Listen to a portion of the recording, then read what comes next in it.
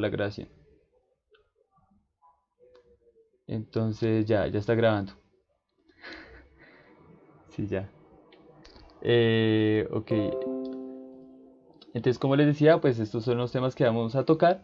Y si queda tiempo, les doy una pequeña introducción a lo que es, digamos, algoritmos de fuerza bruta o el paradigma de fuerza bruta o búsqueda completa, pues que es como un tema muy básico pues para iniciar y como por ejemplo atacar problemas.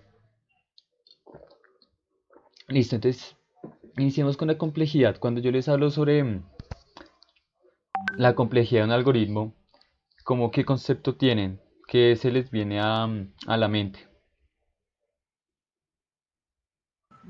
La eficiencia. Sí, sí, exacto. Sí, de hecho sí, este es pues, qué tan eficiente pues es un algoritmo. Pero resulta que tenemos complejidad para el tiempo y tenemos complejidad para la memoria. Entonces, como les decía, entonces la complejidad básicamente es el criterio que estamos utilizando para decidir el desempeño de un algoritmo. Entonces aquí les muestro un ejemplo de, por ejemplo, un problema nos dice que nos da máximo 2 segundos para que se ejecute. Entonces, y también nos dan un límite de memoria. Entonces, por eso les decía que no solamente se trata de solucionar el problema, sino que también toca cumplir los límites que nos dan. Entonces, ahí en eso radica la dificultad de un problema. ¿Por qué? ¿Qué pasa? Un algoritmo NP puede solucionar cualquier problema. O sea, así se demore años, lo va a solucionar. Pero nosotros queremos hacerlo de manera óptima. Entonces, al lado derecho les estoy mostrando una gráfica más o menos que muestra como unas curvas que ya, digamos, después las van a entender de una mejor manera. Entonces, vamos a definir la complejidad desde la cantidad de operaciones que va a hacer un algoritmo, ¿cierto? Entonces, digamos, en programación competitiva en la comunidad se maneja un número que es 10 a la 8, digamos, una computadora con unas especificaciones básicas, hace, digamos, 10 a la 8 operaciones en un segundo. Entonces, digamos, si tenemos un algoritmo de complejidad O de n, estaría máximo podría ser 10 a la 8 operaciones si decimos que ese problema se tiene que resolver en un segundo. Entonces, cuando yo hablo de 2 a la n, estamos hablando de que ese algoritmo, digamos, va a ser n operaciones. Por ejemplo, yo le digo a usted, lea n números. Entonces, hacer un for que va de 0 a n implica que va, perdón, mientras que acepto aquí admitir. Entonces, de 0 a n quiere decir que va a hacer, pues, va a recorrer n números, por lo que está haciendo n operaciones, y entonces su complejidad se expresa como O de n y de 10 a la 8. Em, entonces, pues les voy a mostrar un par de ejemplos para que entiendan más, digamos, este tema de la complejidad. Entonces, permítanme, les comparto la terminal ahora.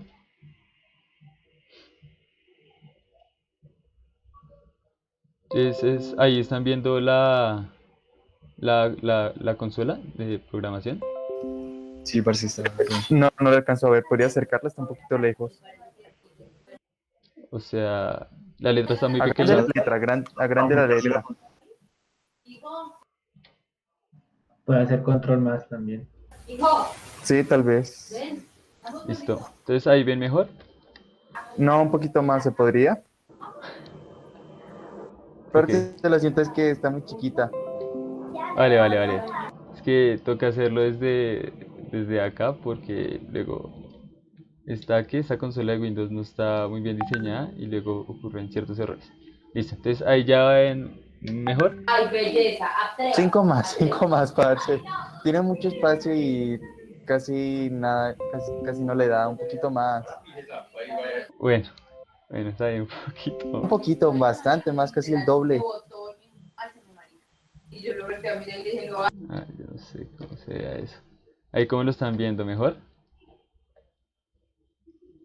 Está bien. Parce, ahí está bien, no se preocupe. Listo.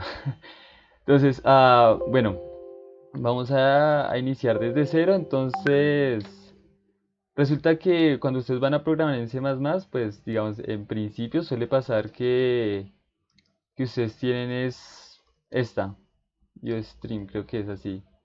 Entonces resulta que más adelante vamos a ver que esta librería no va a ser suficiente para las herramientas que nos que sea trabajar en programación competitiva.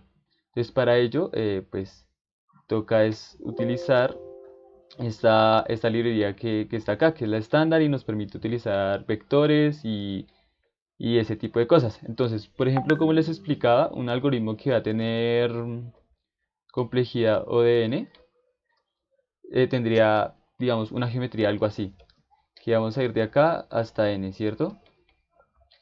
Y si por ejemplo tenemos más de estos for, entonces diríamos que la complejidad de este ya no sería O de n, sino que sería O de 3 por n, ¿cierto? Entonces digamos en este orden de ideas, si yo hago esto,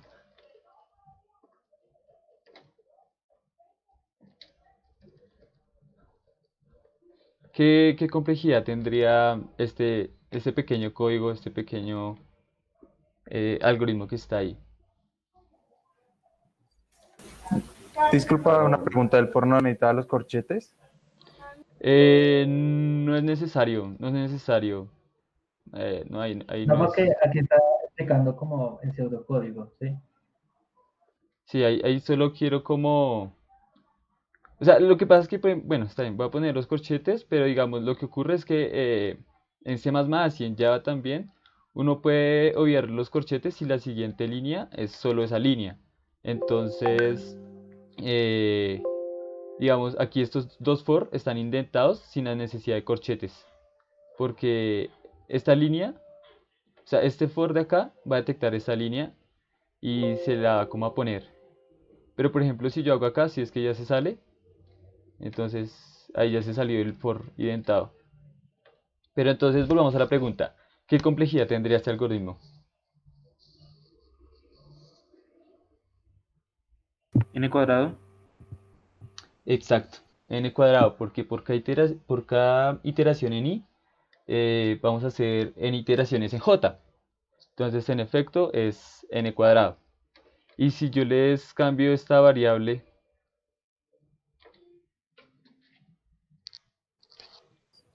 N por M, ¿no? n por m, exacto. ¿Y ahora qué sucede si tengo este? ¿Qué complejidad tendría este?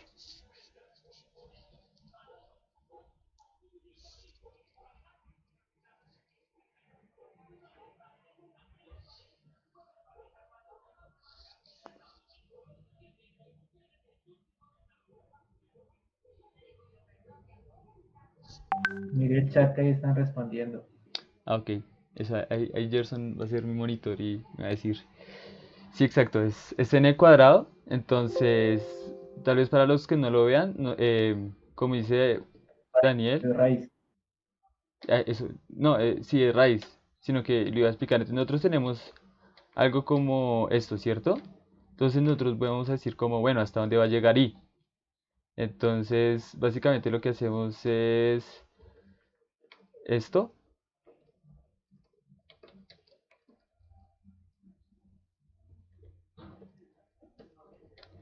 Y pues como la raíz cuadrada de un valor al cuadrado, pues sería ese valor, ¿cierto? Entonces quedaría algo así. Entonces, digamos, entonces sí, muy bien, la complejidad de ese algoritmo sería la raíz, pero además quiero aclarar una cosita y es, por ejemplo, esto se utiliza para algoritmos, por ejemplo, de teoría de números. Entonces, ¿qué sucede acá? Yo les recomiendo siempre utilizar i por i, porque sucede que a veces incluso hay problemas de tiempo cuando hacen cosas como estas, o de precisión. Entonces, claro, es válido y muy posiblemente sirve, pero a veces para ciertos problemas que tienen casos muy bordes, podría fallar. Entonces, digamos, es recomendable hacerlo así. Resulta que para las funciones recursivas también se le puede sacar complejidad. Entonces, ¿qué pasa si yo tengo, no sé, mando esta función go de n y, y acá tengo esto?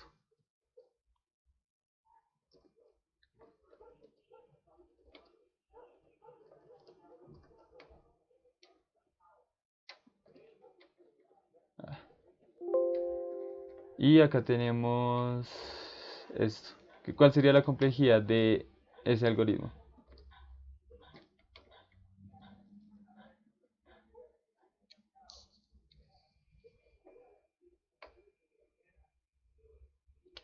Exacto, sí, sería lineal, como dijo Wilbur.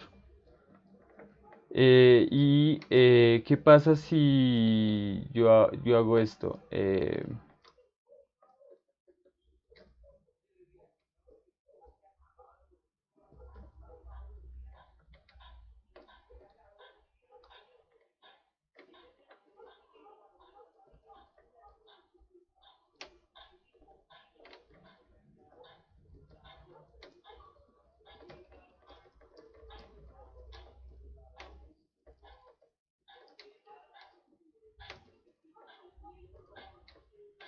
¿Cuál sería la complejidad de ese algoritmo?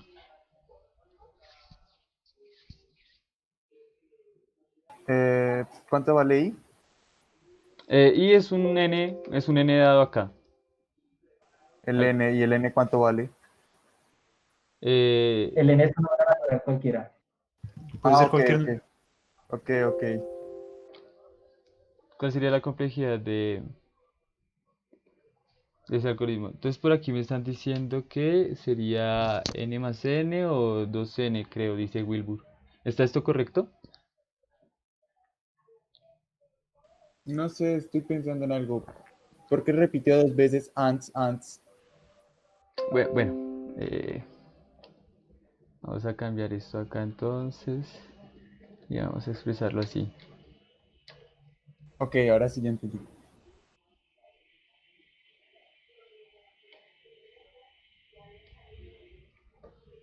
Creo, pero no estoy seguro que valdría n menos uno más n más 2. ¿Qué es el que valdría n menos 3? No. Ah, Wilbur ya lo dijo, La verdad no estoy seguro. es 2 a la n, es 2 a la n, sí, eso está bien.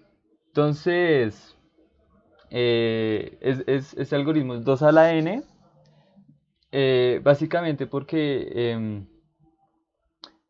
en esa función recursiva uno lo que va a hacer es que se va a imaginar un árbol. Entonces les voy a compartir aquí un ratito otra pantalla para ilustrarles qué es lo que sucede.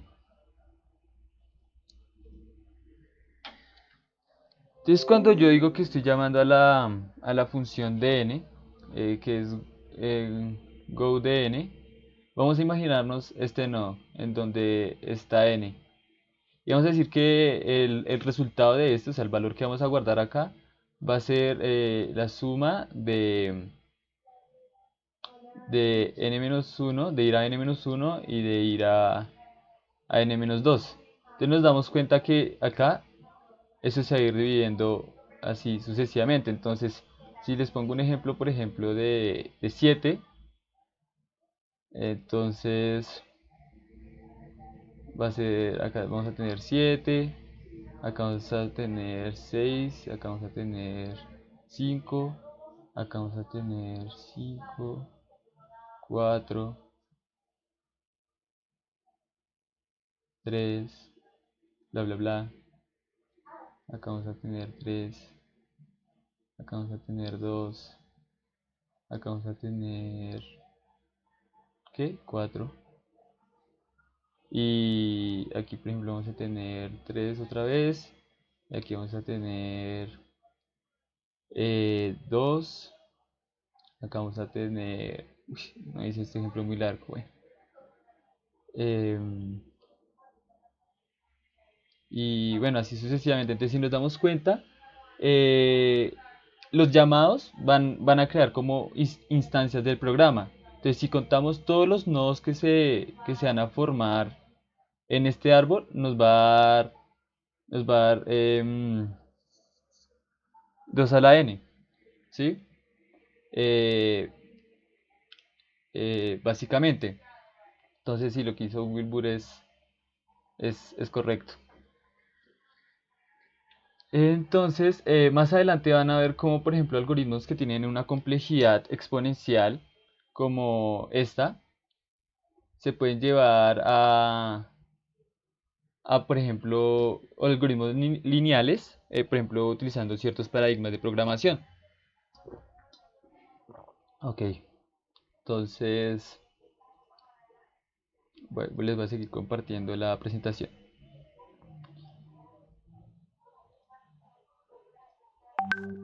Listo, entonces, como les decía, entonces, si nos damos cuenta, pues la complejidad es muy importante porque démonos cuenta que si tenemos 10 a la 8 operaciones y nuestro algoritmo es n factorial, pues o sea, muy seguramente ese algoritmo se va a demorar demasiado tiempo y pues por esas obvias razones pues no es óptimo, no es óptima la solución, ¿cierto? Entonces, ahora venimos con las estructuras de datos.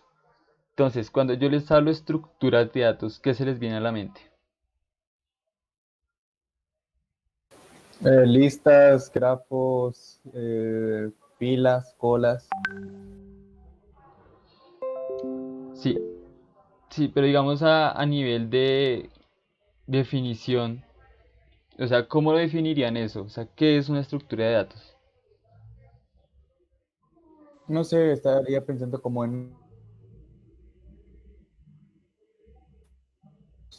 ¿En qué? Creo que no se te escuchó.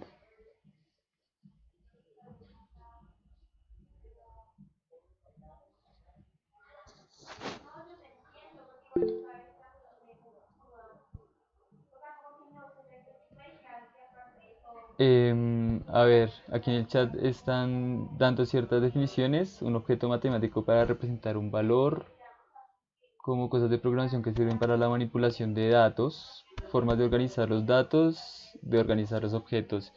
Sí, esas definiciones, digamos, están correctas y también se complementan. Entonces, ¿para qué nos sirve una estructura de datos? Para ordenar, organizar, pero además tenemos operaciones sobre esas estructuras de datos, ¿sí?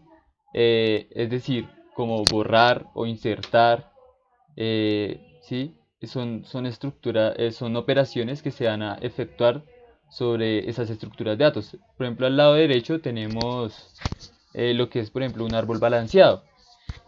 Y esta estructura, digamos, es bastante importante y se ve en la clase de estructuras de datos, es porque nos permite organizar los elementos en un árbol, pero además, si queremos hacer operaciones como insertar o quitar, implica que podemos hacerlos en una complejidad, por ejemplo, logarítmica o cosas por el estilo, que ya explicaré más adelante.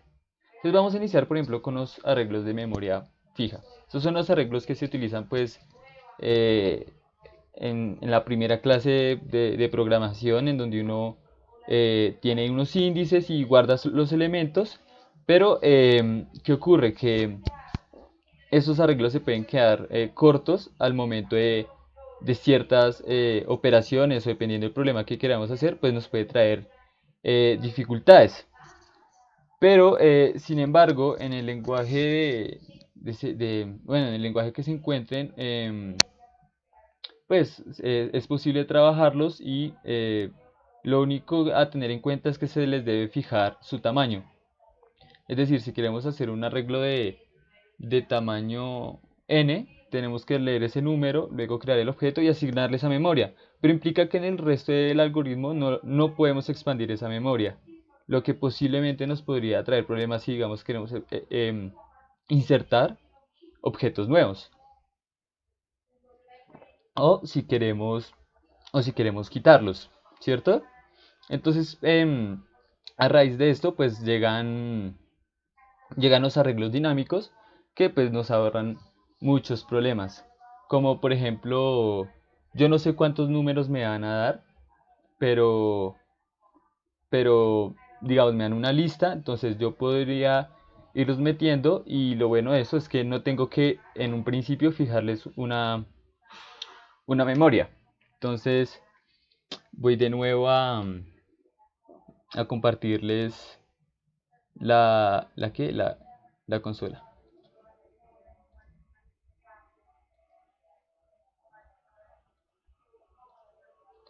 Entonces ahí están viendo.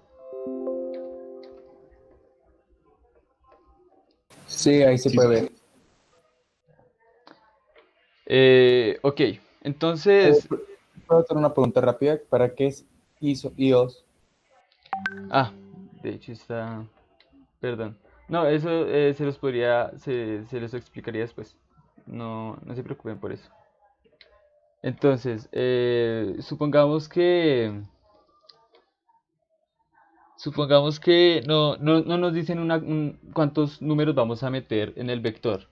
Pero, por ejemplo, que nos dicen que lea números hasta que ese número sea cero, por ejemplo.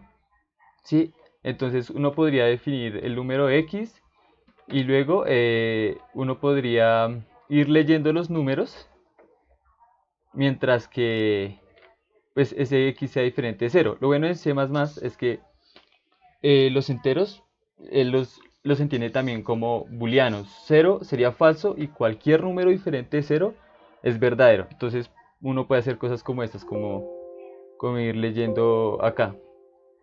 Sin embargo, uno puede, es para que no se enreden, vamos a hacer esto. Vamos a leer el X. Si el X es igual al 0, entonces nos vamos a salir de este bucle y nada, vamos a decir que vamos a meterlo en un vector con la función pushback que nos permite pues ir agregando elementos al vector, cosa que no podemos hacer en los arreglos estáticos porque nosotros definimos ya un tamaño en principio. Una pregunta, ¿cuál sería la diferencia entre este while y un do while? Eh, bueno, pues no, ninguna, creo. Pues nada, Nicolás, o sea, el objetivo de esta clase es cómo mostrarles esas estructuras. Esas preguntas son más como de programación básica, entonces vamos a intentar no omitirlas, ¿sí? Más bien como de pronto si tienes estructuras si tienes dudas sobre los vectores, pues hacer esas preguntas porque muy seguramente los compañeros las van a tener. Pero pues estoy seguro que la mayoría sabe utilizar un for, sabe utilizar un while, sabe utilizar un do while, ¿sí? Yo tengo problemas entendiendo cómo funciona una función y que se vaya repitiendo a sí mismas, que se llame a sí misma. Tengo ese problema de entenderlos. Pues cuando tú hablas de una función que se llama a sí misma, estamos hablando de recursiva. Pero sin embargo, Nicolás, si quieres, después puedo pasarte documentos o cosas así sobre programación básica y ahorita vamos a enfocarnos en las estructuras. Porque lo que les decía es importante en aprender el lenguaje y conocer el lenguaje, porque puede que eso les cueste una competencia si desean ir a nivel competitivo o que les cueste, por ejemplo, una entrevista de trabajo en donde eh, el entrevistador se va a dar cuenta que tanto usted conoce un lenguaje dependiendo de su solución, ¿sí? Por ejemplo, si usted necesita hacer una búsqueda binaria y se pone a programarla y le queda mal, pues muy seguramente el entrevistador va a saber que usted no conocía el lenguaje porque resulta que, por ejemplo, estos vectores, usted les puede aplicar búsquedas binarias desde la misma librería de C++, que se les va a explicar ahorita. Entonces, pues como les explicaba acá, entonces pues vamos a leer números y los vamos a meter en el vector. Entonces, por ejemplo, yo le puedo ir metiendo 1, 2, 3, 4, 7, 10, 9 y si ven que aún no para, pero si yo le pongo 0, se va a acabar. Entonces, esto sería, por ejemplo, para un vector. Sin embargo, uno también puede, Eh, dime, una pregunta. ¿No podrías hacer como un archivo, uno de estos que genere números al azar y pues donde no sepas cuántos números son y ese output que te da lo colocas como input de este programa. Sí, bueno, ahorita. Es que quiero mostrarles también eh, que aunque este sea un arreglo dinámico, también podemos asignarle la memoria, ¿sí? Y, por ejemplo, algo que permite esto es que ustedes les pueden asignar valores. Por ejemplo, yo quiero inicializar este vector de tamaño n con 10, pero vamos a asignarle de una vez el n.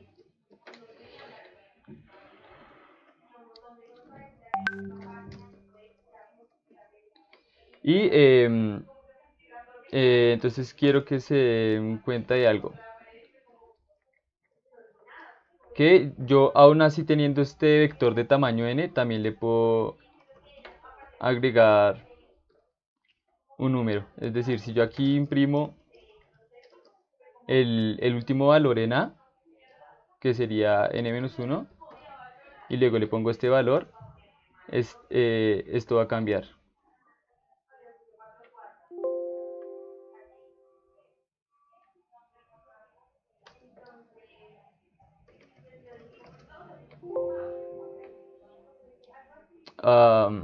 Mentiras. Eh, Perdón. Acá ya no sería n, sino sería, como agregué el tamaño en 1, quiere decir que este n para acá ya no sería 9, sino sería 10. Entonces ahí sí ya imprimiría correctamente el valor.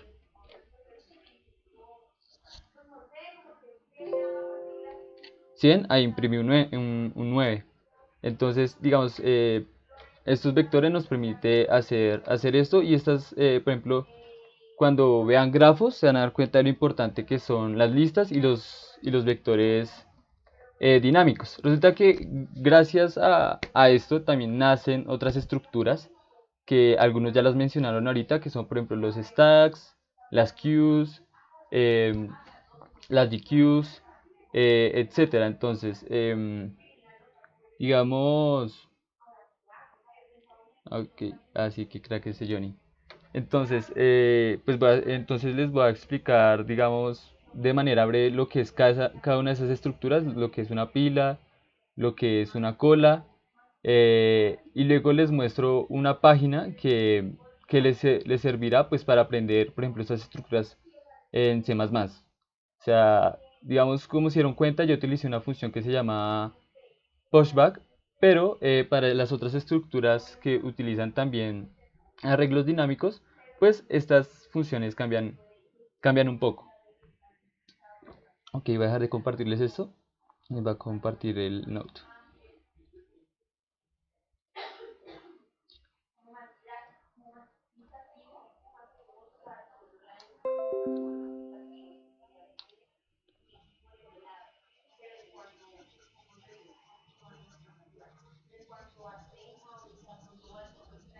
Ok, entonces, es como les explicaba antes, entonces teníamos los arreglos, ¿cierto? Que vamos a fijar como una memoria de principio. Luego teníamos los vectores dinámicos que lo vamos a expresar más como celdas. Celdas en plan así, tal que si yo tengo 3 celdas, puedo agregarle otra celdita al final, ¿sí? Cosa que no puedo hacer con los arreglos estáticos. Entonces, estas son las dos estructuras que ya vimos. Entonces ahora vienen las pilas. Las pilas básicamente funcionan como estas papitas de este que tiene un bigote. Se me olvidó cómo se llaman. Entonces, Pringles, perro. eso, Pringles. Entonces, en plan, nosotros vamos a tener algo de este estilo. Entonces vamos a decir que esta vaina tiene un inicio, pero digamos no tiene un fin. Entonces yo le puedo meter cosas acá, yo le puedo meter elementos, digamos que le vamos a meter números, ¿cierto? Pero yo, digamos, si quiero sacar el número 1, no puedo. para sacar el número 1 tengo que primero sacar el 3, luego el 2 y luego el 1. Entonces así funcionaría una pila. Solamente se puede acceder como a esa parte. Entonces, por ejemplo, para C++, entonces si ustedes quieren acceder a este valor, en plan como quiero imprimirlo, quiero hacer algo con ese valor, entonces uno tiene, digamos, la stack y uno dice que quiere acceder a ese valor y sería algo como punto .top. Si quiere agregar un valor sería como a la stack, le vamos a hacer un push, si mal no estoy. Y si digamos queremos quitarlo, quiero quitar el 3 y que me quede nomás el 1 y el 2, vamos a hacer un pop, ¿sí? Entonces, como les decía, cada estructura de datos pues tiene sus operaciones, ¿sí? Ahora vamos a pasar, por ejemplo, con una cola. Y pues una cola es, pues digamos, ya lo hice el nombre, ¿no? Por ejemplo, cuando uno va al banco o cosas así, pues uno hace colas. Entonces ahí estamos hablando de una estructura tipo eh, FIFO. ¿Y qué traduce esto? O las siglas es First In, First Out. Entonces que el primer elemento en que entra la estructura es el primero en salir. En cambio, en la pila que les expliqué ahorita, este tiene LIFO, ese es tipo LIFO, que es último en entrar, primero en salir. Last in, first out, ¿sí? Entonces, pues, como les expliqué, entonces vamos a representar una cola, algo así, como si fuera una tubería. Entonces nosotros vamos a meter cosas por acá y van a salir por acá, ¿cierto? Digamos, esa estructura es sencilla. Ustedes pueden buscar pues, la librería de C++ para saber cuáles son sus funciones. Sin embargo, yo ahorita les voy a pasar como un link donde pueden investigar este tipo de cosas. Pero ahora, ¿qué pasa si yo quiero, por ejemplo, meter elementos por acá, pero también quiero sacarlos? Y lo mismo por acá. O sea, acá los estoy sacando, pero también los puedo meter. Entonces ahí nace la estructura DQ, que pues, permite hacer como una cola al revés. ¿Sí? Entonces, que nos permite hacer ambas operaciones.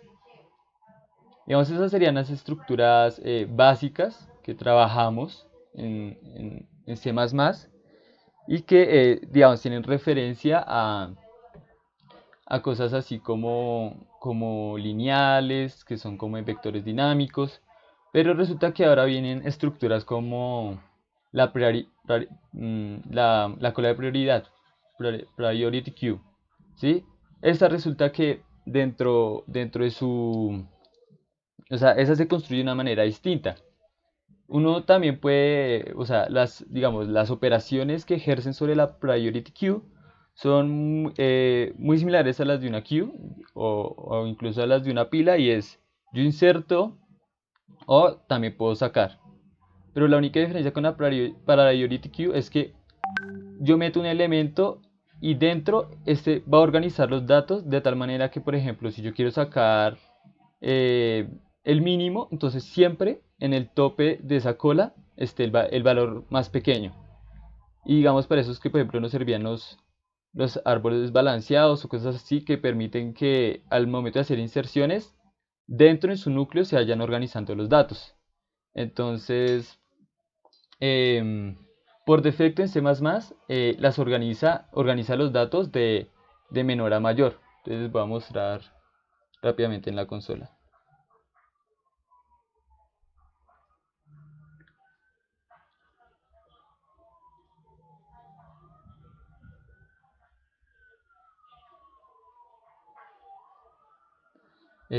Ya voy, ya voy. Ok, entonces, por ejemplo, entonces vamos a leer, no, vamos a hacer,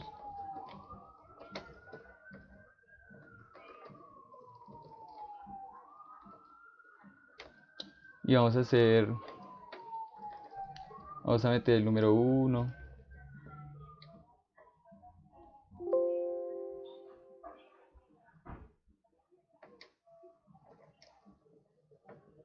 Si mal no estoy, esas son las funciones. Denme un segundo.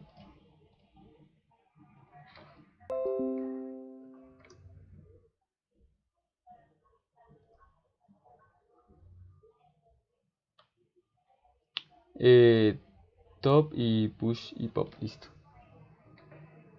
Entonces, si ejecutamos esto, nos debería imprimir 4, ¿cierto? Ahí nos imprimió el 4. Pero resulta que en C++ uno puede cambiar esto. Por ejemplo, si yo quisiera invertir esta cola y que me estuviera sacando el mínimo, ¿qué se les ocurriría?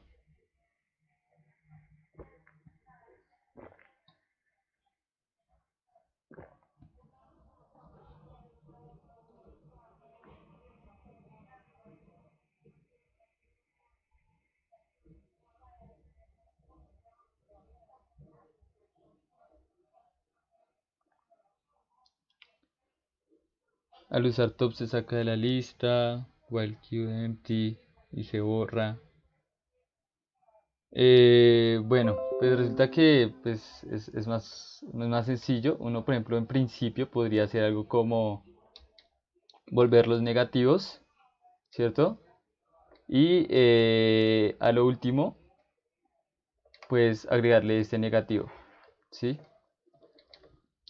Entonces, eso nos tendría que imprimir uno. Y entonces, bueno, no sé si lo alcanzaron a ver, lo vuelvo a imprimir. Y entonces esa estructura es importante y es importante tener esto en cuenta, ya que a futuro, si este semestre dan la clase de grafos y caminos cortos, esta estructura en especial va a ser muy importante para el algoritmo de Dijkstra, ¿sí? Sin embargo, si uno le cacharrea más a C++, resulta que uno le puede cambiar em, estos parámetros acá de tal manera que se pueda organizar de menor a que saque el menor número sin necesidad de volverlos negativos y después multiplicarlos por un -1, ¿cierto? Em, Esas serían las estructuras básicas, digamos, hablando con vectores dinámicos. Y ahora les voy a mostrar o les voy a explicar otras estructuras que también son muy importantes y son muy usadas y son muy comunes. Entonces les voy a seguir compartiendo la presentación.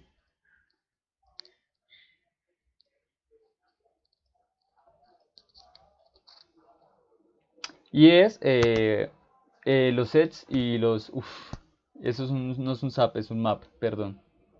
Después la cambio. Y entonces tenemos los sets y los mapas. Y básicamente, ¿para qué vamos a utilizar estas estructuras? Son árboles. Y tal vez muchos no hayan visto estructuras de datos, pero entonces aquí se los voy pues a explicar. Más o menos, pues un árbol ya ahorita se los mostré, sin embargo, les quiero mostrar, digamos, qué hace con un set.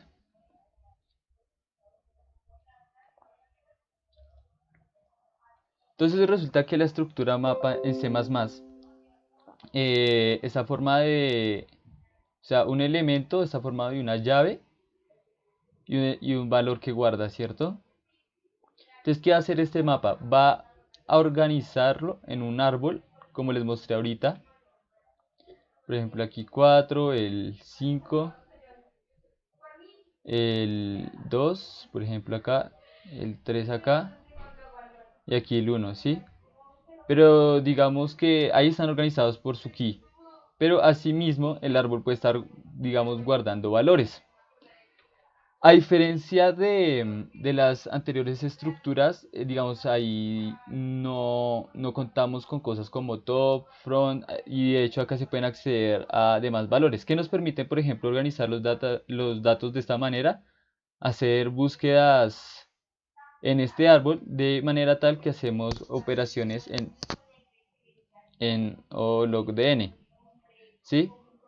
Lo cual es es bastante rápido. Y además nos permite saber, digamos, si tenemos valores muy grandes, digamos, uno... Bueno, no voy a tocar ese tema. Entonces el tema es, bueno, que nosotros podemos organizar los datos así y nosotros podemos hacer búsquedas binarias. Digamos, ahorita les voy a explicar bien qué es una búsqueda binaria. Lo importante es que entiendan el concepto de lo que estamos hablando, por ejemplo, de las estructuras de datos y su complejidad. Entonces, sobre estas estructuras nosotros podemos hacer funciones como el insert, que es insertar un valor, o erase, que es cortarlo, o también podemos acceder a sus valores y modificarlos, ¿sí? Si digamos aquí estamos guardando frecuencias o cosas por el estilo, entonces yo en un mapa puedo decir como, bueno, a la frecuencia de 2, súmele 1, ¿cierto? Entonces, por ejemplo, pues eso es bastante bueno. Em, bueno, el set. El set es una estructura, digamos, importante porque va a ser lo mismo, va a organizar los datos, pero en este caso solamente se puede guardar, digamos, un elemento, ¿sí? Entonces ahí ya no tenemos el aquí y el valor, sino que vamos a representar valores.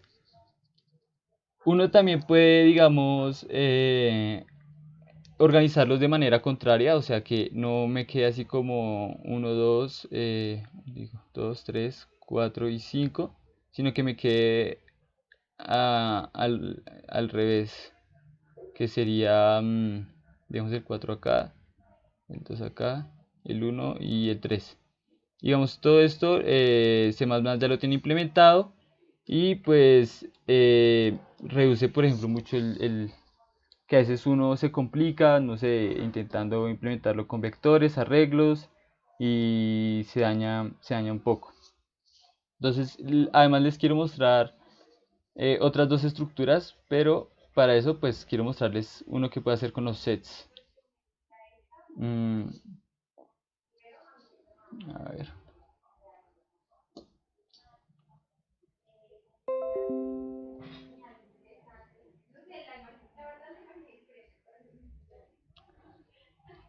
Bueno, ¿alguien tiene alguna pregunta hasta aquí? ¿Hay alguna duda que tengan?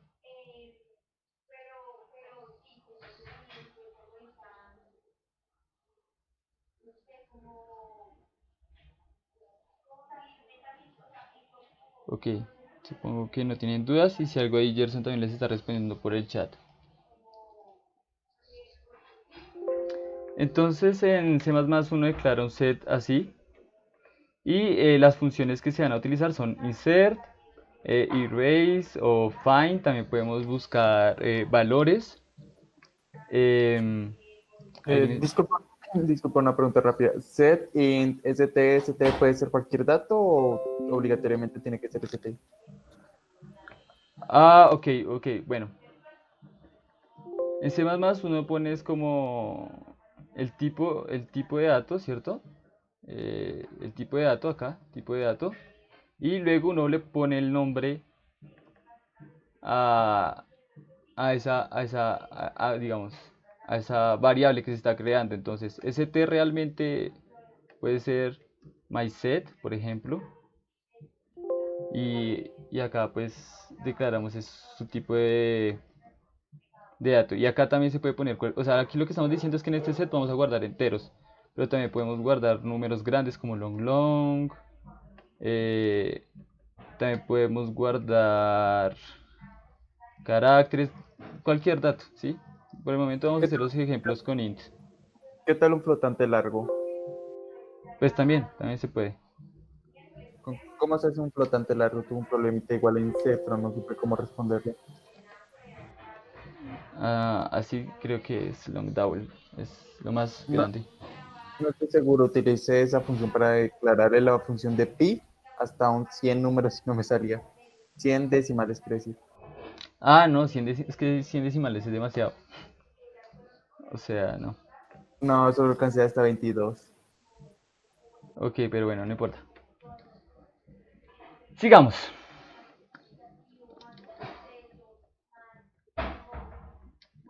Entonces acá pues uno puede agregar valores, pero si digamos agregamos otra vez el 1,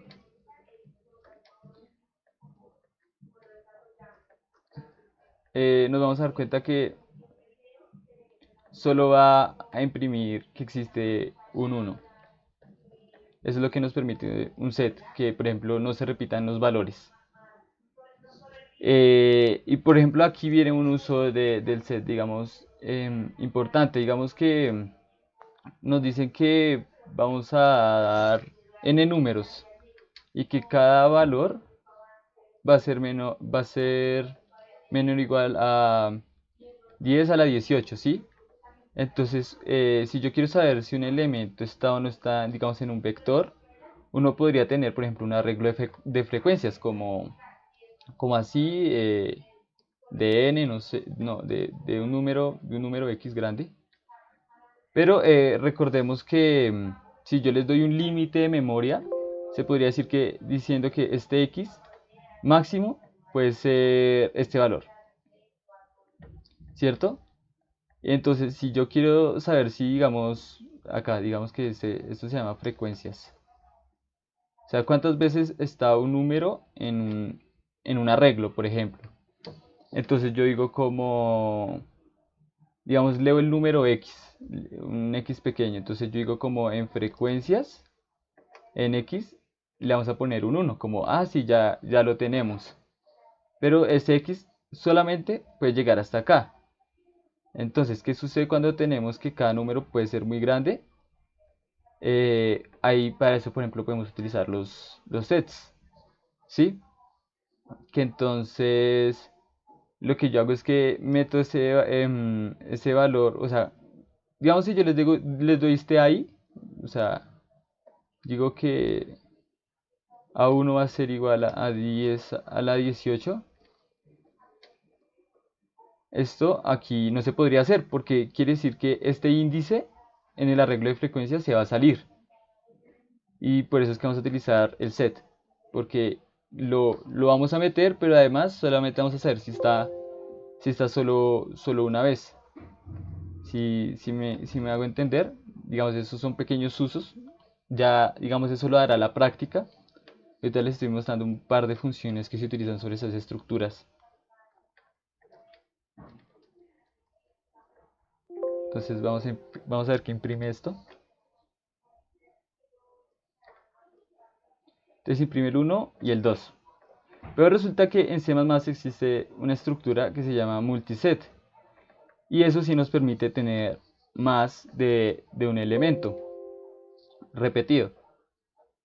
Y entonces este tendría que imprimir 1, 1, 2. ¿Cierto?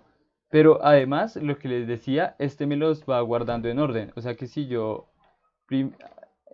meto el 2 y después el 1, 1, igual me los va a imprimir en orden.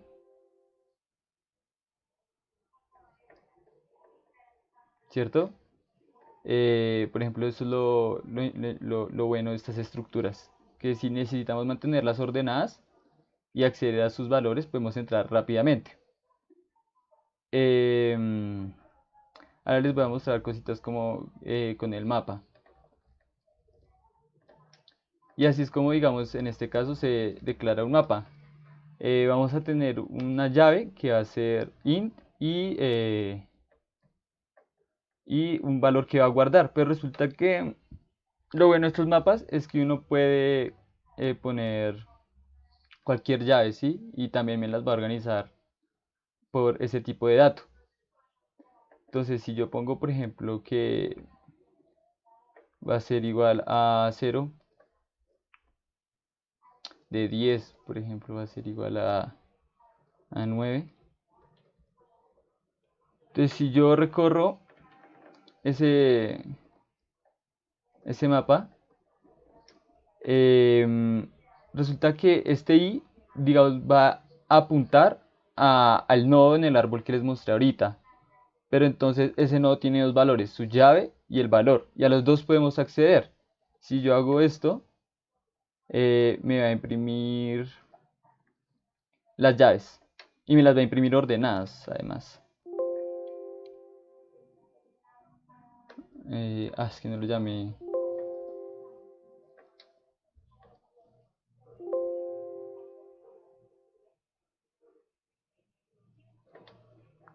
Ahí está, 1 y 10. Pero si lo que yo quiero es imprimir sus valores, vamos a hacer i.second.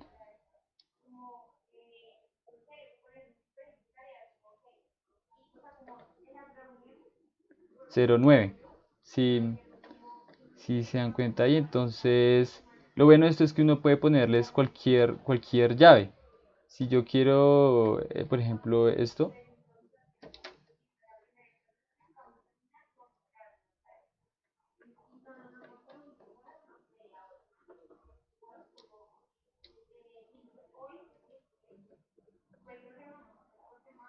perdón, se me olvidó poner algo acá.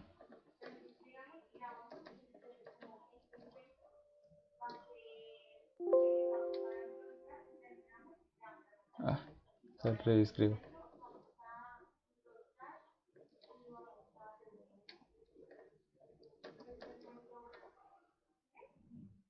Disculpa, ¿cuál es ese programa que utiliza para pasar de la hoja de trabajo al terminal? Esta herramienta salió hace poco, es medio nueva, no mentiras, hace 1 año, 2 años, no sé, que es la terminal de Windows. Y uno, pues es como que uno también puede trabajar como si estuviera en la terminal de Linux. Y este editor se llama Vim y uno puede editar desde la consola, pues. Entonces, entonces, lo que les quería mostrar es eso, es que uno puede crear como índices muy grandes, ¿cierto? Cosa que por ejemplo, no nos permitiría un vector o un arreglo, ¿sí? Que uno quiera tener índices, o uno quiera, así como, por ejemplo, el mapa nos permitiría eso, simular un arreglo tal que pueda acceder a índices más grandes. Pero igual también tenemos que tener en cuenta la complejidad, que la cantidad de elementos en ese árbol no vaya a exceder el límite que nos dan, ¿cierto? Entonces, por ejemplo, ahí estoy imprimiendo pues lo que guarda, pero ahora queremos imprimir pues las llaves.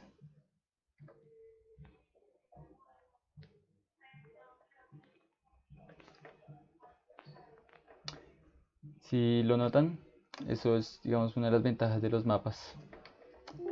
Ok, digamos, eso sería ya todo por las estructuras de datos, dado que la clase se nos fue 1 hora. Entonces les voy a aprovechar y les voy a explicar bien en qué es lo que consiste una búsqueda binaria, y para que entiendan más cómo es que cómo es que están funcionando estos árboles, que pues es bastante importante. Entonces ya no necesitamos mostrar esto.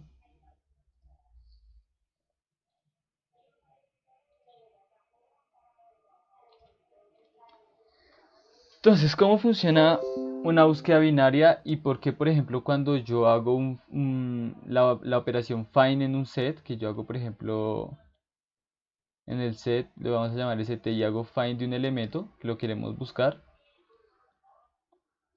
Este va a ser a lo máximo n operaciones. Entonces resulta que si nosotros tenemos un arreglo ordenado,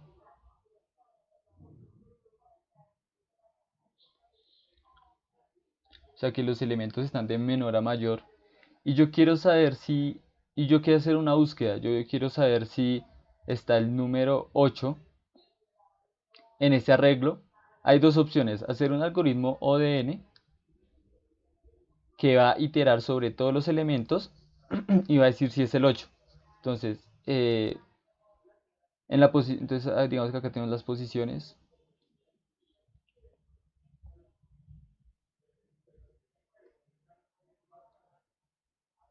Entonces yo digo, en la posición 1 está el 8, no, en la posición, digo, en la posición 0 está el 8, no, en la posición 1 está el 8, no, así, ta. Entonces uno se da cuenta que en el peor de los casos, uno va a tener que recorrer todo el arreglo, o sea, uno va a tener que recorrer los n elementos, lo que nos da una complejidad O de n. Sin embargo, existe la búsqueda binaria que nos va a reducir eso, ¿sí? Y es que podemos hacerlo log de n. Y es, si yo fijo dos punteros acá, un puntero acá que lo vamos a llamar L, y un puntero acá que lo vamos a llamar R, y un puntero que va a estar en el centro de R más L dividido 2, esto sería 4. Va a buscar más rápidamente. ¿Y cómo funciona esto? Entonces, nosotros vamos a hacer como preguntas. Nosotros vamos a decir, ¿este número es 8? No, sin embargo, lo que vamos a mirar es si ese número es menor o mayor. Entonces, como este valor es menor, yo sí o sí sé que el valor se va a encontrar en esta parte, ¿cierto? Entonces, yo ya no tengo que iterar sobre todos estos elementos. Ya no los voy a iterar, sino que ahora voy a buscar en esta parte. Pero lo que hago aquí es que lo que yo hago es que cojo este puntero L y lo cambio acá. Este va a ser nuestro nuevo L. Entonces, por ende, este que estaba acá, este M que estaba acá, va a cambiar. Y vamos a decir 9 y qué? 9 y 4. 13 dividido 2, 6.5. Entonces esto nos va a dar acá, ¿cierto? Y así sucesivamente. Entonces uno dice, bueno, este número es menor, entonces uno va cortando así. Entonces eso ahí lo que uno se da cuenta es que uno va haciendo, eh, uno va recortando de a mitad el arreglo. Entonces uno dice que eso máximo se hace en el log, bueno, estos en base 2 de n, ¿cierto? Y así es como funcionan los sets y los mapas. Yo tengo aquí árboles así binarios.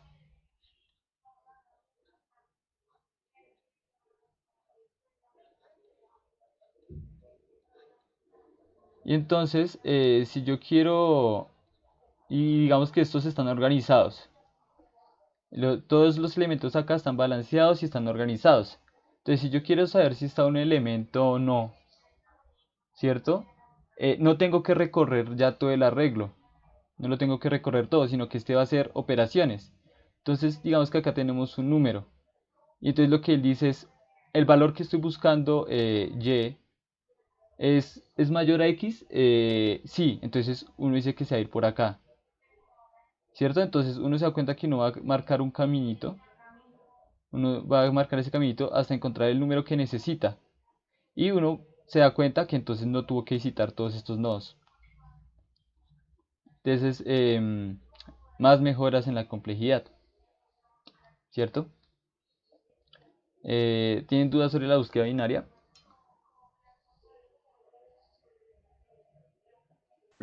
Solamente una. En el peor de los casos sería la distancia que hay de ese número hasta el último número, Exacto. pero en este caso solamente funcionaría con solamente los números enteros o también con los números negativos. No, también con los negativos, o sea, digamos, no hay, bueno, enteros. Si estamos hablando de enteros, estamos hablando de todos, tanto negativos como positivos y el cero. ¿Y qué de los flotantes? En este caso no se incluyen. Eh, sí, sí, claro, uno puede meter flotantes ahí y también los va a organizar. Supongo que ya es cuestión de precisión y no, pero sí, claro que también se organizan, porque pues todos esos valores se pueden comparar. Sin embargo, entonces aquí volvemos a las estructuras de datos y digamos hay unas ventajas y es que, claro, uno podría hacer el algoritmo, tener los dos punteros, hacer la suma y preguntar. Sin embargo, C++ esas funciones ya las tiene implementadas. Entonces, les voy a volver a mostrar la consola.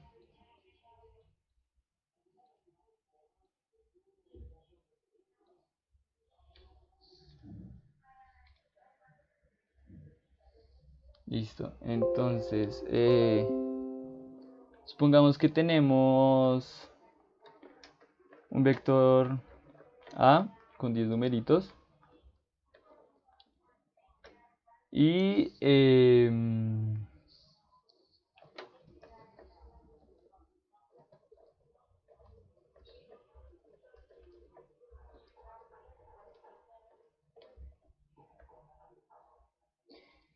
entonces resulta que nosotros podemos hacer como existe una función que nos permite hacer esa búsqueda binaria y hay dos. Por ejemplo, yo puedo decirle al arreglo que me diga em, que si hay un elemento mayor, estricto a un n que le estoy dando. Entonces uno va a decir que eso es un upper bound. Vamos a buscar un elemento que sea estrictamente mayor a, al n que le estoy preguntando. Entonces, lo que uno hace acá es que hacer un upper bound desde el inicio del arreglo, que es a begin, hasta el final del arreglo, y vamos a buscar, por ejemplo, a 6. Lo que pasa en C++ es que esta función nos va a devolver un iterador, que es como un apuntador, es como una flechita a una dirección de memoria. Entonces, claro, hasta el momento no tenemos el índice exacto, pero entonces lo que uno hace es la distancia que hay al inicio del arreglo. Se nos daría el índice. Entonces, si imprimimos pues este valor y el valor que está en esa posición, pues ya les voy a mostrar.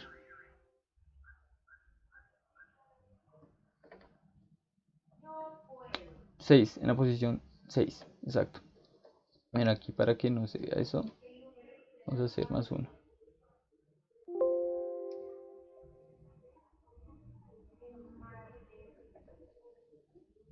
¿Cierto? Bueno, supongamos que nos dan el arreglo desorganizado. C++ también tiene una función que es para organizarlo. Me dice que yo lo quiero organizar desde el inicio hasta el final, ¿cierto? Y tal vez para los que ya vieron la clase de estructuras de datos o algoritmos, saben que pues hay muchos algoritmos sobre ordenamiento. Si uno, digamos, no... Me pasaba que, por ejemplo, al inicio, cuando yo inicié en esta programación competitiva, yo no sabía que los lenguajes tenían estas funciones. Y entonces yo me programaba el ordenamiento burbuja, que ese tenía una complejidad cuadrática, o sea que era algo así, n por n. Pero resulta que pues ya, o sea, esos lenguajes tienen incluso como fusiones entre los sort y son súper rápidos, entonces siempre que uno quiera organizar, por lo general lo óptimo es como utilizar esta función sort, no programar su propio sort. Y esto, si no estoy mal, es complejidad n por log de n. ¿Sí? Esa sería la complejidad del ordenamiento. Y nada, siempre, o sea, hay que recordar que siempre tiene que estar organizado el arreglo para que uno lo pueda buscar. Pero ahora, ¿qué pasa si uno quiere no buscar el mayor estricto, sino mayor igual? Entonces, la función que existe es, bueno, vamos a copiar esto para no escribir tanto. Y es lower bound. Entonces, este va a buscar un elemento mayor igual. Y vamos a ver qué es lo que imprime.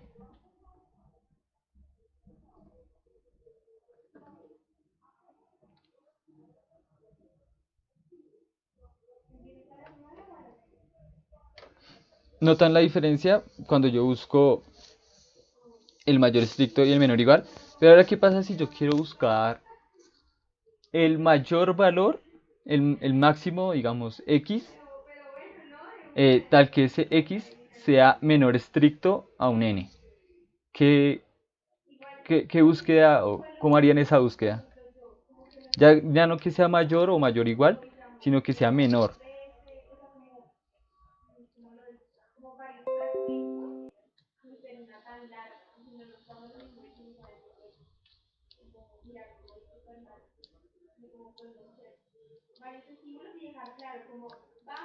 ¿Qué se les ocurriría para hacer esa búsqueda? Mientras tanto voy por agua. Apagar el micrófono no estaría tan mal.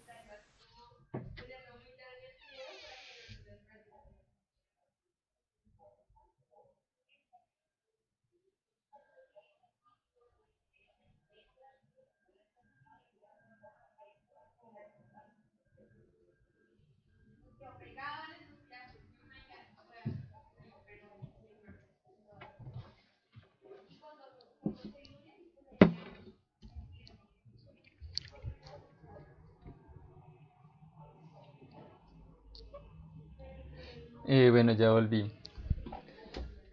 Bueno, entonces si yo quiero buscar un valor que es menor al valor que estoy buscando, equivale a buscar el lower bound y restarle 1. ¿Sí? Eso me daría el mayor valor que es menor al número que dije. ¿Cierto? Yo estaba haciendo el lower bound de 5 RC1, entonces me da que el índice es 4. Y listo, eso sería todo. Bueno, ¿qué pasa con el lower bound? Si el lower bound no encuentra el valor, va a devolver el mayor, el que le sigue. Entonces, este lower bound también sirve como un upper bound. Em, y resulta que eso no solamente está para los vectores, dado que los sets y los mapas también están organizados. Entonces yo puedo tener un set y yo también puedo hacer pues búsquedas binarias, sino que este me va a volver un iterador. Entonces cuando me vuelve un iterador yo hago como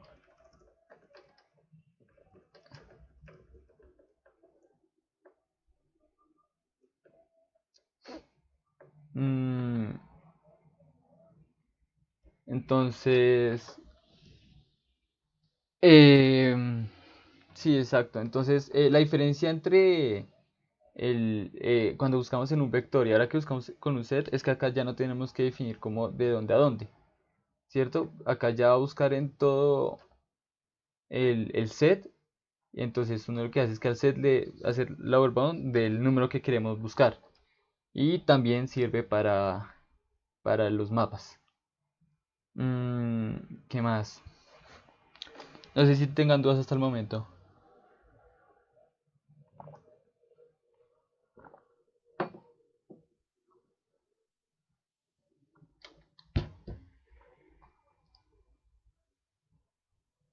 Parce, entonces, una pregunta sobre el tema que tocó hace poquito es, cuando usted decía que se le devolvió un iterador, ¿eso significa que entonces todos los iteradores entonces son punteros, ¿sí sabes? Los iteradores son punteros, sí. Ahí está. No sé si tengan más preguntas. Ahora que tocan Java. Estas estructuras también están en Java. Em, Ahí sí ya les tocaría buscar pues las librerías, cómo se utilizan. Pero son lo mismo y también tienen las mismas funciones. Más dudas. Yo tengo una pregunta. Sí, claro. Eh, pues digamos ahorita cuando usted, digamos que me iteró sobre el set y que imprimió pues, los valores que se habían ingresado, digamos cuál es el orden por default en el que recorre el árbol o o la estructura. En orden. O sea, él va a iniciar. Resulta que. Pero le presento acá. O digamos en el caso que yo necesite imprimir pues lo que yo ingresé en cualquier orden, o sea, digamos que lo que es en estructuras que uno puede imprimir en sin varios órdenes. Entonces, pues mi pregunta es como eso. Sí, entonces, ya creo que ahí están viendo mi pantalla. Entonces resulta que, como les mostraba ahorita, C++ se mueve con iteradores, o sea, él tiene iteradores para todo, ¿sí? Entonces, digamos, cuando yo les hablaba de la priority queue y que esta estructura también arma un árbol, eh, resulta que esta apunta es como a la raíz, ¿sí? Y se organiza de otra manera. Esa estructura siempre va a estar como apuntando acá, o sea, va a tener un iterador o alguna función para acceder a ese valor que era, por ejemplo, top, ¿sí? Que uno hacía como la cola y yo hacía top, entonces me va a retornar este valor. Pero con los sets y los mapas, que son árboles balanceados, lo que va a hacer es que aquí va a tener digamos, el set se llama st, entonces aquí va a estar el iterador s.begin, y acá va a estar, por aquí va a estar el end, ¿sí? Pero resulta que también, digamos, uno puede acceder al máximo, si mal no recuerdo, haciendo esto. Punto .rbegin. ¿Sí o qué? Entonces, cuando yo estaba imprimiendo, el árbol por default va a iniciar acá y luego va a terminar acá, ¿sí? Entonces, si teníamos este arbolito que les mostré ahorita, como el 5 acá, el 2, el 1 y el 3. Recuerdo que cuando está en estructura de datos habían como in-order, post-order, pre-order para recorrer un árbol. Pero entonces se lo va a recorrer en orden, como si usted tuviera un arreglo ordenado. Entonces va a estar acá, luego va a imprimir este, hacerlo en otro color. Entonces va a imprimir este, luego va a imprimir este, luego va a visitar los hijos, va a imprimir este, luego se devuelve, imprime este y luego imprime este. Esto, si mal no estoy, sería in order. O sea, primero los hijos, o sea, hijo derecho, luego el padre y luego el hijo izquierdo. Ok, vale. Sí, Si, gracias. si mal no recuerdo, ese es el in order. Sí, creo que sí. ¿Qué otra pregunta con las estructuras de datos?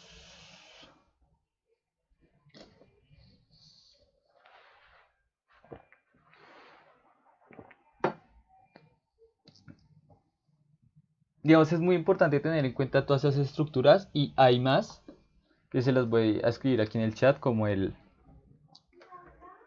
ordered map.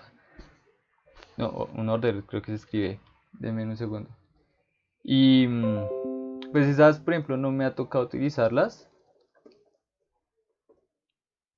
Ah, sí, un ordered. No me ha tocado utilizarlas, pero sin embargo, es tal vez porque he tenido suerte.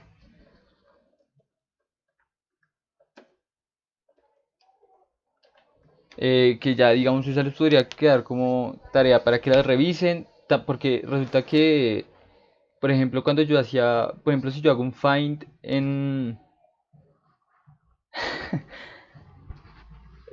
recomiendo realizarla. Entonces, resulta que cuando, por ejemplo, uno hace un find en un set, lo que les decía es la complejidad de hacer esa operación es logarítmica. Pero si mal no recuerdo, en un ordered set, la manera en que se organizan los datos es distinta y en promedio la complejidad de esa operación es O de 1, o sea, es inmediata.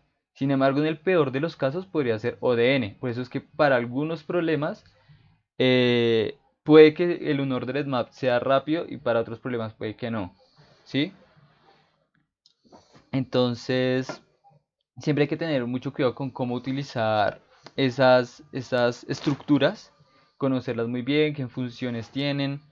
También hace poco pues uno va conociendo nuevas funciones, como que uno, por ejemplo, no necesita hacer pushback, también existe el emplaceback. Y por ejemplo, ese, según he leído, es como un poquito más rápido en la manera en que, como C++ debajo, en su núcleo, hace como eso, como añade el elemento. Digamos que cuando hace pushback, como que duplica el elemento y lo mete a la lista, ¿sí? Como que duplica el X y ahí sí lo mete. En cambio, con el emplaceback es como que crea el elemento y lo mete. Entonces, eso puede afectar, por ejemplo, en constantes de la complejidad. Mm, y siempre es bueno que si, por ejemplo, están y decidan meterse lleno a competitiva y asistir a ICPC y todo eso, que por lo menos haya como un integrante del equipo que sea como el título de programador. Es como que conoce muy bien el lenguaje, conoce muy bien todo, ¿sí? Es decir, que sabe utilizar muy bien estas estructuras, sí, como que si alguien se daña, o sea, como que sea muy bueno implementando. ¿Por qué? Porque en programación Eh, competitiva está la idea y está su implementación. Entonces uno tiene que tener la idea bien, sí, uno la puede tener muy bien, pero de pronto para la implementación, si uno no conoce las estructuras del mismo lenguaje, se puede terminar dañando. ¿Alguien iba a decir algo? Sí, Alexander. sí, que si nos puedes, por favor, recomendar algún libro o algunos links donde Ah, podamos sí, profundizar más en estos claro, temas. claro. No, de hecho, eso lo tenía programado, pero se me está olvidando. Entonces, les voy aquí a compartir. Ah, pero yo estaba compartiendo la pantalla, creo. Sí, entonces aquí de hecho tenía este libro abierto. Es el Programmer's Handbook de Antti Laaksonen. Entonces, este libro es súper bueno si no conocen muy bien C++, ya que, pues claro, a medida que avanza el libro, se va mostrando la teoría, pero por lo menos tiene un capítulo en donde muestra muy bien las, voy a poner un poquito más grande, las estructuras. Entonces explica de nuevo el vector, sus funciones, está bien, súper bien comentado. Eh, si uno hace popback, que es quitar como el último elemento, cómo se puede, de qué otra manera uno puede declarar esos vectores. eh, Aquí, bueno, los strings también funcionan como vectores. Se me pasó también mostrarles eso. Y acá, por ejemplo, también vuelve a explicar los sets, em, otras funciones extra, que pues eso ya viene mucho con la práctica. Uno al inicio se complica mucho, pero ya después con la práctica pues uno va aprendiendo esas funciones. Entonces, les puedo pasar el nombre del libro. Ese lo encuentran en el PDF ahí en Google, super breve. Pero pues aquí se los voy a pasar.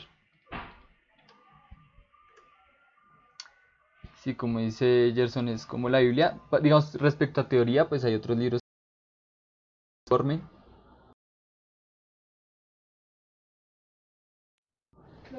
Y la página que les estaba diciendo era esta. Gracias, ma. Lo que pasa es que Es esta. Aquí si a ustedes se les olvida, como, es que estoy utilizando una Priority Queue, pero no me acuerdo sus funciones.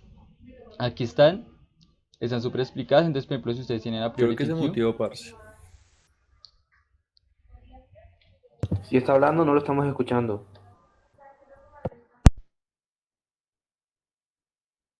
Aló, aló, aló. Aló, aló.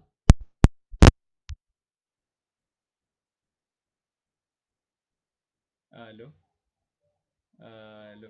Verga. Disculpa, ¿dónde querían los libros que estaba recomendando? ¿Aló? ¿Ya me escuchan? ¿Ahí me escuchan? No, ahí no me escuchan. ¿Aló? ¿Ahí me escuchan? ¿Aló? ¿Ahí me escuchan? Si no estoy mal, hay un link, ya lo busco y se los comparto. Ok, listo, muchas gracias.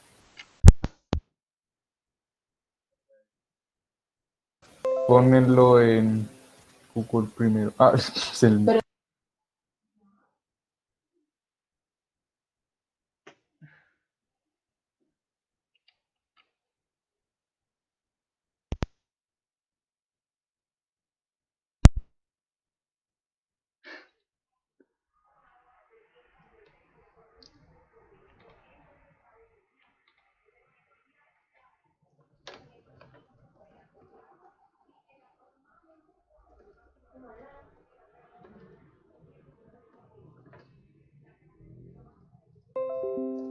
Bueno, les voy a compartir el libro que está explicando Nicolás, que es el de Laxonen. Ya les comparto el link,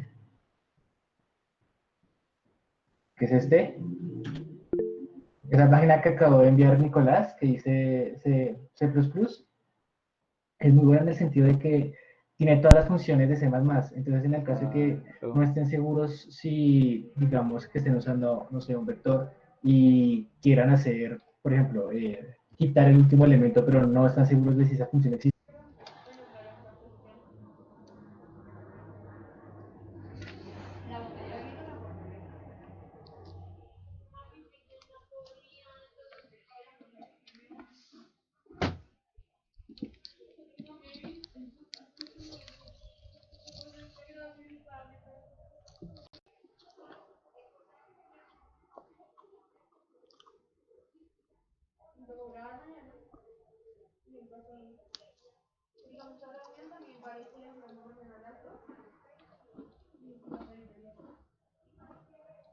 Estén mirando.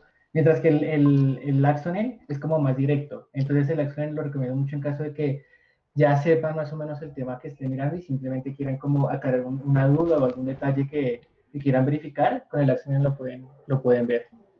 Y ya les comparto el otro que se llama el de Introduction to Algorithms.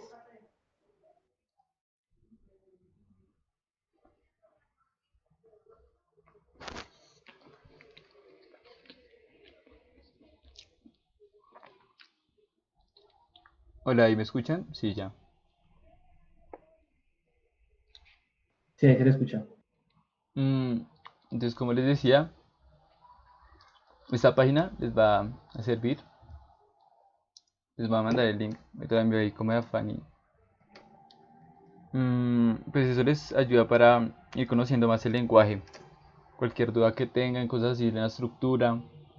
Saber si una estructura está vacía o tiene elementos, entonces con empty, con el size. Mm, Uno al inicio es muy común que se la pase visitando esta clase porque uno no está acostumbrado, entonces se le van olvidando, pues ya después con el tiempo y con el uso de esas estructuras pues van saliendo.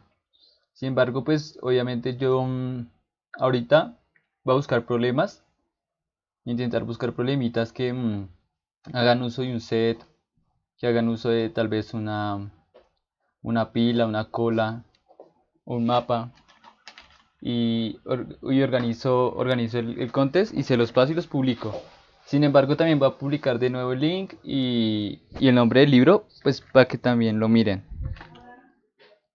No sé si tienen más preguntas.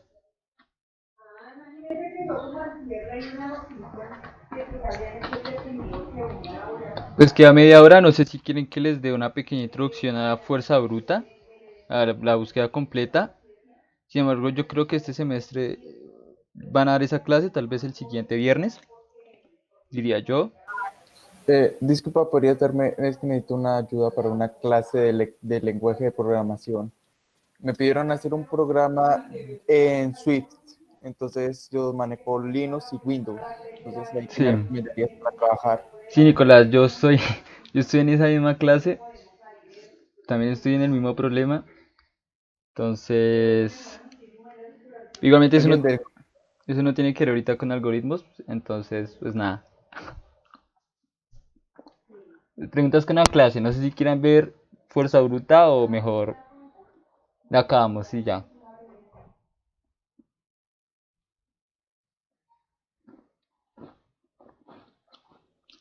Pues yo creería que sí se va a hablar el siguiente viernes, pues La por lo verdad menos no como la sé. introducción.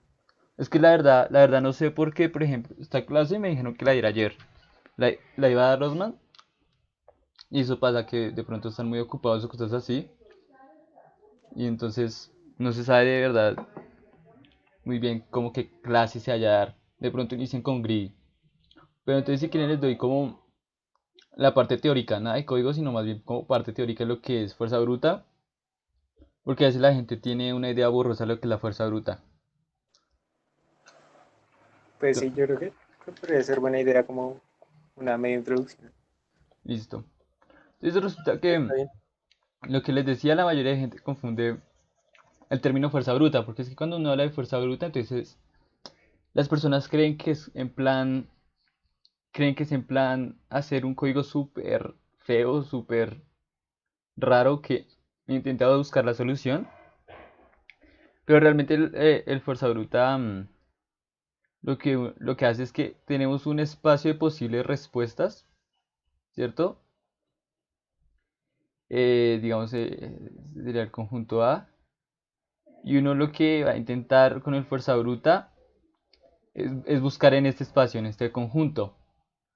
Pero al mismo tiempo uno también puede decir como, Nicolás, creo que me está compartiendo pantalla. ah, lol, chao, wea.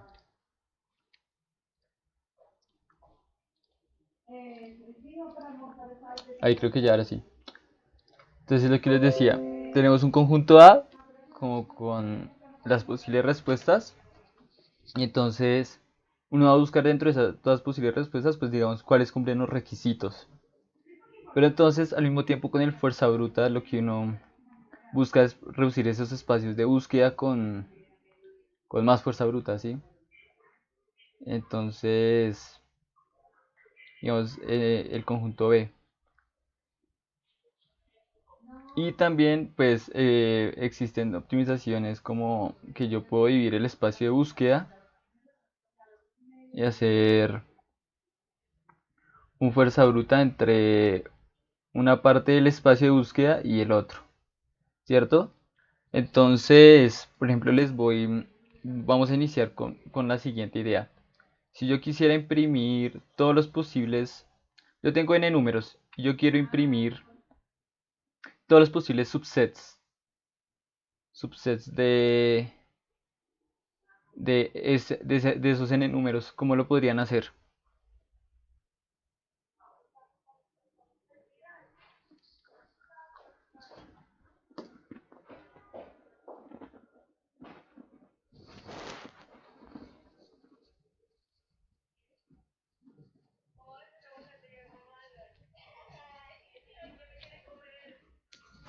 Por ejemplo, si yo tengo este conjunto, ¿cuáles serían los posibles subsets? Por ejemplo, yo voy a iniciar con este, que es el vacío. Después tengo Eh, los diga, singletons y las parejitas y el conjunto completo. O sea, reorganizarlas como 12, 13, 23. sí, Ah, ¿cierto?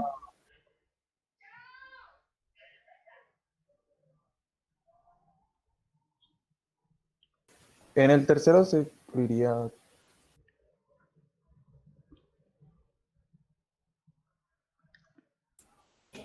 Creo que se le murió otra vez el micrófono, No, no parce. estoy hablando, estaba dibujando. 1, 2, 1, 3 y 2, 3. Y aquí tenemos, creo que esos serían los posibles subsets. A ver, 2 a la 3 es 8.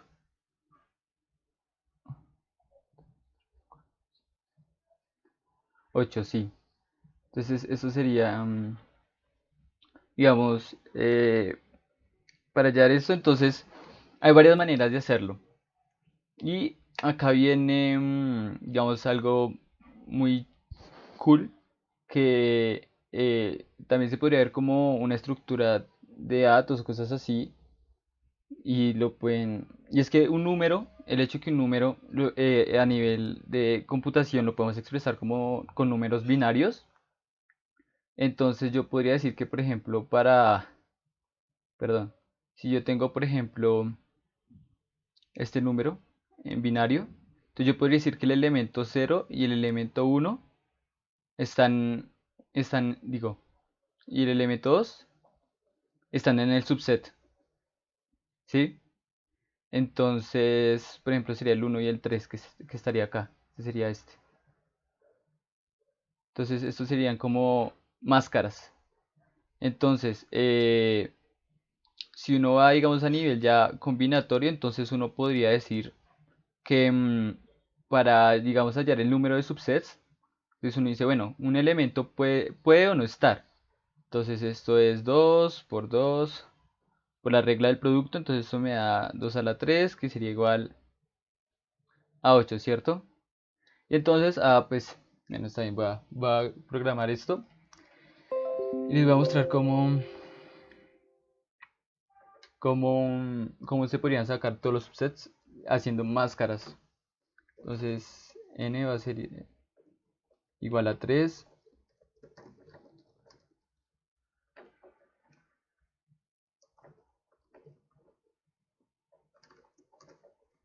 Entonces, yo qué estoy haciendo acá, cuando hago 1 shift n, es que yo tengo algo como, a nivel de bits, tengo algo como 001, y cuando hago shift,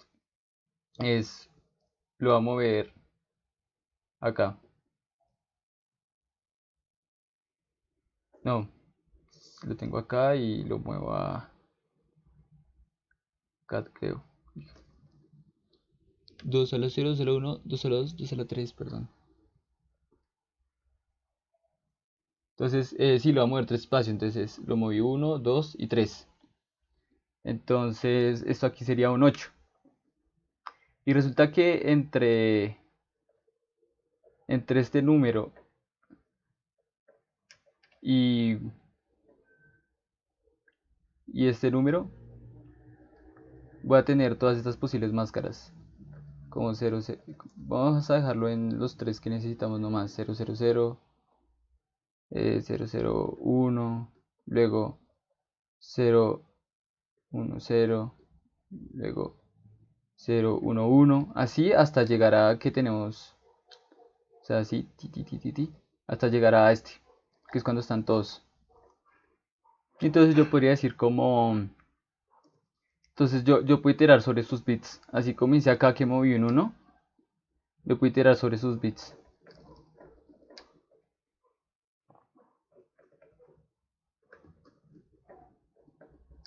Y yo digo, sí, este número y 1 shift J, quiere decir que ese bit es aprendido, o sea, si yo tengo y yo hago aquí como voy a iterar sobre sus posiciones y yo hago por ejemplo AND, entonces aquí practiqué más chévere. Entonces yo digo como que vamos a imprimir si ese elemento, o sea, si esa posición está encendida. ¿Y cómo lo sé? Por ejemplo, si yo hago aquí que J es 0, entonces lo que vamos a hacer es vamos a saber si la primera posición está encendida. Resulta que cuando yo hago eh, y le hago la operación AND con este número, esto va a ser igual a 000. Entonces, como les dije ahorita, este valor C++ lo va a reconocer como un booleano, ¿cierto? Porque es 0 y va a ser falso. Y cuando pasemos al siguiente va a ser como... Y eso nos va a dar ese número. Entonces lo que va a traducir esto para C++ es que es verdadero, ¿cierto? Y así sucesivamente es lo que yo estoy haciendo con 1 shift J. Recorrer estos, o sea, poner unos acá, 1, 1, 1. Y para saber cuáles están prendidos.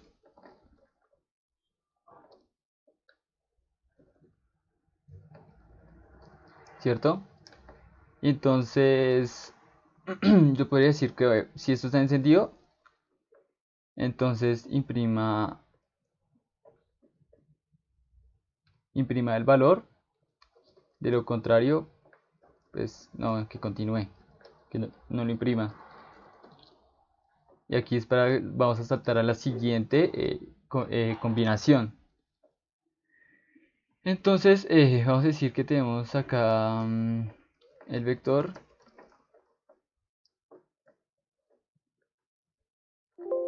Y vamos a ver si está bien hecho.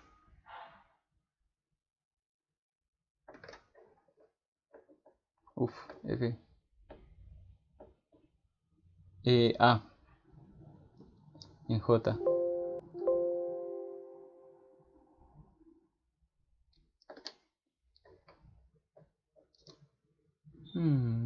Vi algo raro ahí. Y uno chifota. A ver. Ah, no, sí, mentiras. Entonces ahí está imprimiendo todos los posibles subsets. Si nos damos cuenta. Están todas las parejas. Están cada uno individual. Está 1, 2 y el 3 abajo. Luego viene 1, 2, 1, 3, 2, 3. Luego viene 1, 2, 3. Entonces si nos damos cuenta, no es con fuerza bruta como que yo cojo el 1, entonces después digamos voy a buscar el 2 y como que fuerzo esa vaina, sino que hay cosas que nos permiten, hay maneras elegantes, o sea, hay fuerzas brutas inteligentes, o sea, una fuerza bruta inteligente, un código bien hecho que me permite sacar todos los posibles subsets, o sea, todo el espacio de búsqueda, ¿sí? Eh, Ahí estoy iterando como sobre todo el espacio de búsqueda. Esto también se puede hacer recursivamente y es así. Y es que uno puede expresar eso como les mostraba al inicio de la clase, que es como un elemento, ¿está o no está?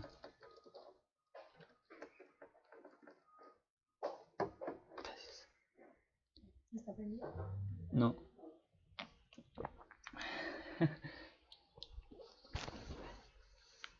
Listo, ya volví. Entonces,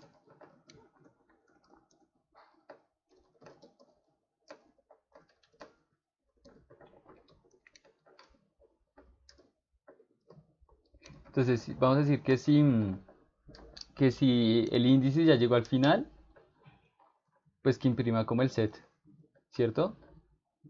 Entonces vamos a hacer como en, en ANS.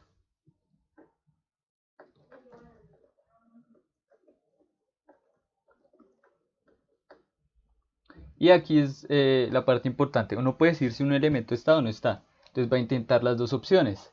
Entonces uno dice, bueno, si está, vamos a hacer ans.pushback ahí, ¿cierto? Y va a llamar la función recursiva.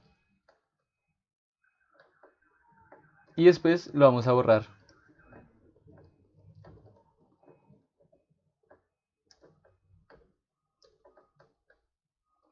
Y aquí vamos a tener el vector ans. Y a ver, que no haya ningún error para no hacer el oso. No, creo que sí, creo que ya está. Entonces, a ver. Uf.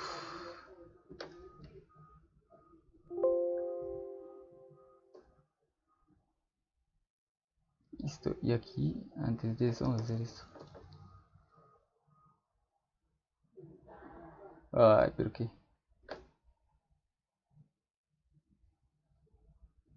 Ah, esta mierda no se imprime, perdón.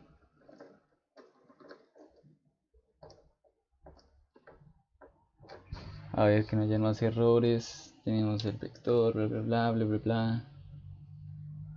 Esto. Ahí también me lo iba a marcar.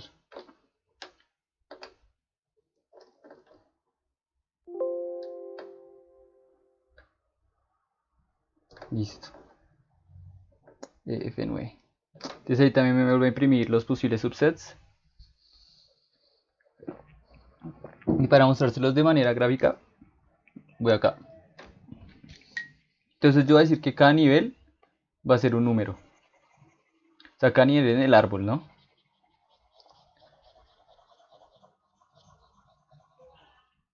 Entonces vamos a iniciar acá que es como el primer número, ¿no? Entonces aquí es donde tenemos 1, 2 y 3.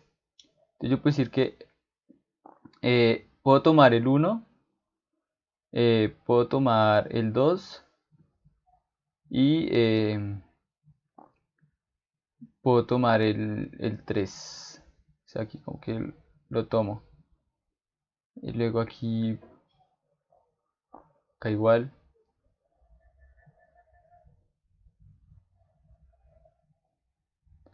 Cada uno de estos se puede tomar o no tomar. Entonces, si me voy por este camino, me va a resultar este conjunto. 1, 2 y 3, ¿cierto? Entonces llegamos acá.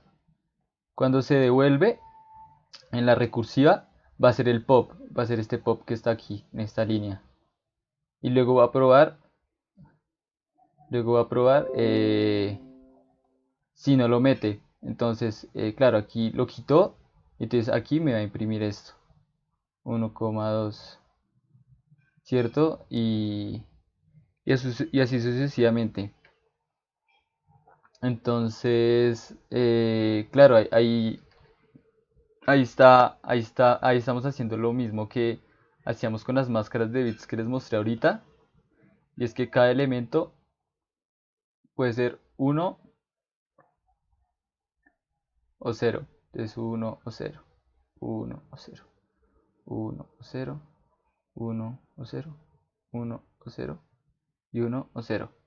Entonces, si uno se da cuenta, si uno va recorriendo estas aristas, van a quedar todas las posibles máscaras, ¿cierto? O sea, aquí queda 1, 1, 1, acá quedaría 1, 1, 0, aquí quedaría, entonces uno se va devolviendo. Entonces aquí quedaría 1, 0, 1, luego 1, 0, 0, luego aquí sería 0, 1, 1, luego 0, 1, 0, luego 0, 0, 1 y luego 0, 0, 0. Entonces, claro, ahí estoy hallando todos los posibles subsets. Sí, y digamos,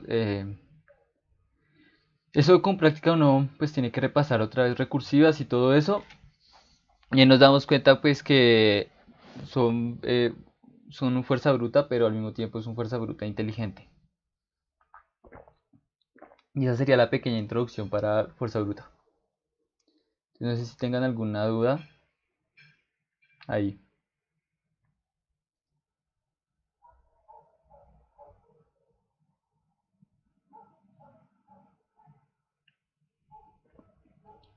Si no tienen dudas, entonces pues nada. Gracias por asistir. Espero hayan aprendido mucho. Perdónenme si en algún momento me confundí, bla bla bla. Y todo eso. Más tarde les mando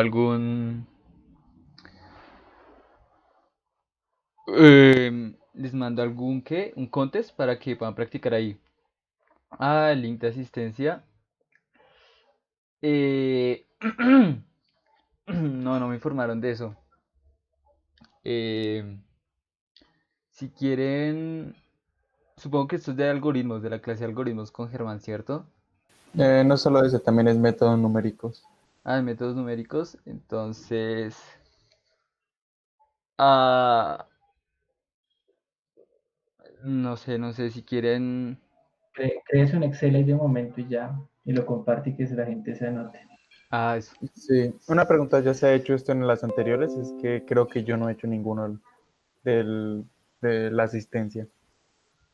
Ah, no sé. Pues creo que la clase pasada su merced comentó que tenía que irse y volver, ¿no? O algo así. Sí, tenía que instalar Windows. Quizás. Porque no sé. Pues eso. No me acuerdo si yo ni haya hecho eso. Sin embargo, ya les comparto aquí. Van a ponernos su nombre y la materia. ¿Vale? ¿La o las? Ok, bueno. Materia 1 y materia 2. Entonces, si solamente vienen por una aquí pongan, supongo que solamente vienen por algoritmos. Entonces pongan un 1 si vienen por algoritmos acá abajito. Y pongan un 1 si vienen por métodos.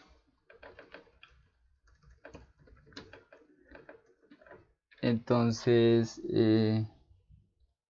compartir.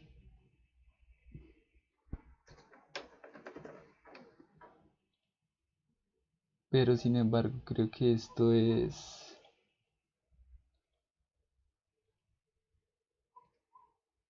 Para compartirlo tiene que ir ahí, dándole cambiar, Universidad Nacional, creo que es allá abajito. Sí. Ahí lo pasa a editor y y nos comparte el link, copiar y lo pega acá. Ok, listo.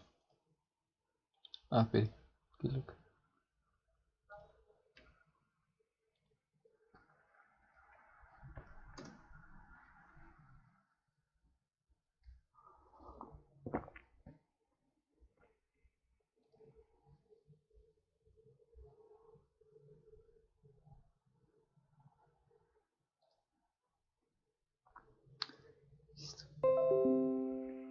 Entonces, los que ya no sean de esas materias, pues nada, gracias por asistir a todos. Nos veremos en un futuro, tal vez de la clase de P o algo así, o geometría.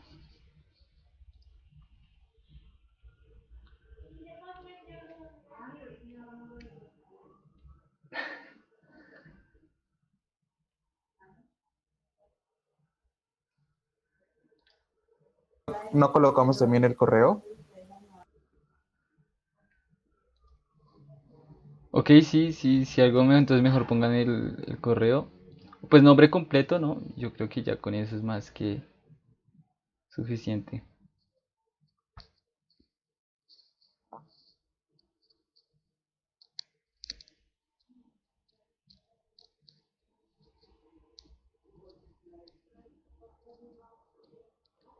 Disculpa, me perdí.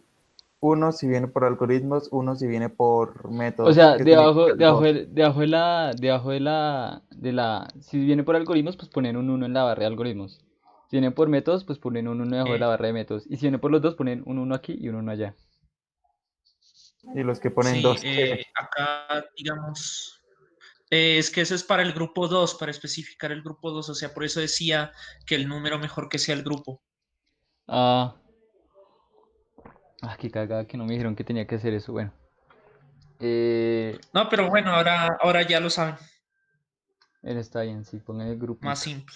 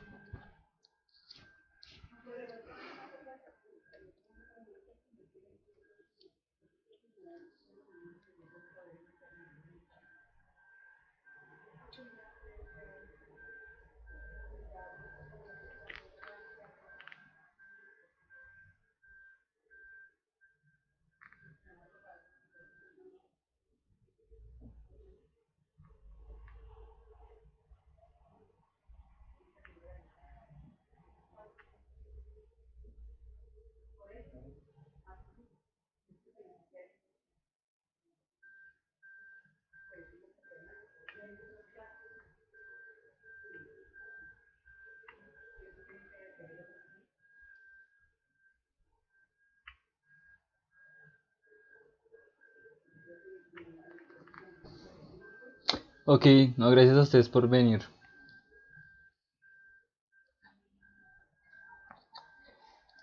No, gracias a ustedes por venir más bien.